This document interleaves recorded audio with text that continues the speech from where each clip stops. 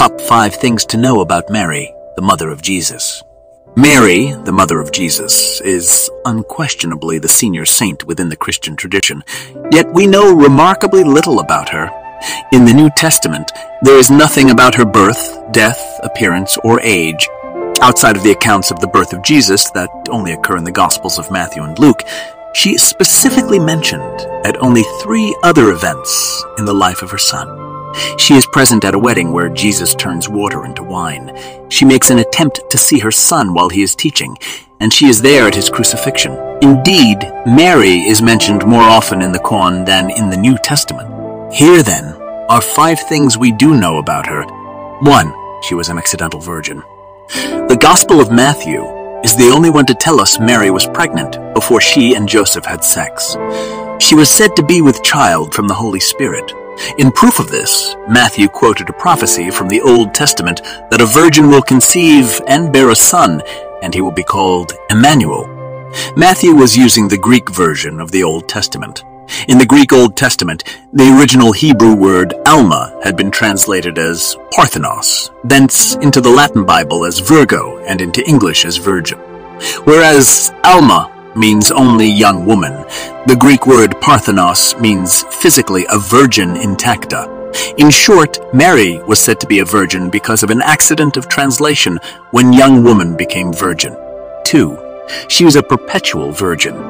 Within early Christian doctrine, Mary remained a virgin during and after the birth of Jesus. This was perhaps only fitting for someone deemed the mother of God or God-bearer. Saint Ambrose of Milan enthusiastically defended the doctrine of the perpetual virginity of Mary. Blessed Mary is the gate, whereof it is written that the Lord hath entered in by it. Therefore it shall be shut after birth. For as a virgin she both conceived and brought forth. The Lateran Council of 649 C, a council held in Rome by the Western Church, later declared it an article of faith that Jesus was conceived without seed and that Mary incorruptibly bore him, her virginity remaining indestructible even after his birth. All this in spite of the Gospel's declaration that Jesus had brothers and sisters. 3. She was immaculately conceived. Within Western theology, it was generally recognized from the time of St. Ambrose that Mary never committed a sin. But was her sinlessness in this life because she was born without original sin? After all, according to Western theology, every human being was born with original sin, the genetic consequence of the sin of Adam and Eve in the Garden of Eden. The growing cult of devotion to the Virgin Mary in the medieval period led to fine-grained theological divisions on the issue. On the one hand, devotion to Mary led to the argument that God had ensured Mary did not have original sin. But then, if Mary had been conceived without sin, she had already been redeemed before the redemption brought about by the death and resurrection of Jesus, her son. The Catholic Church only resolved the issue in 1854. Pope Pius IX declared that the doctrine which holds that the most blessed Virgin Mary, in the first instance of her conception, was preserved free from all stain of original sin, is a doctrine revealed by God and, therefore, to be believed firmly and constantly by all the faithful. 4. She ascended into heaven. The early centuries of the Christian tradition were silent on the death of Mary, but by the 7th and 8th centuries, the belief in the bodily ascension of Mary into heaven had taken a firm hold in both the Western and Eastern churches.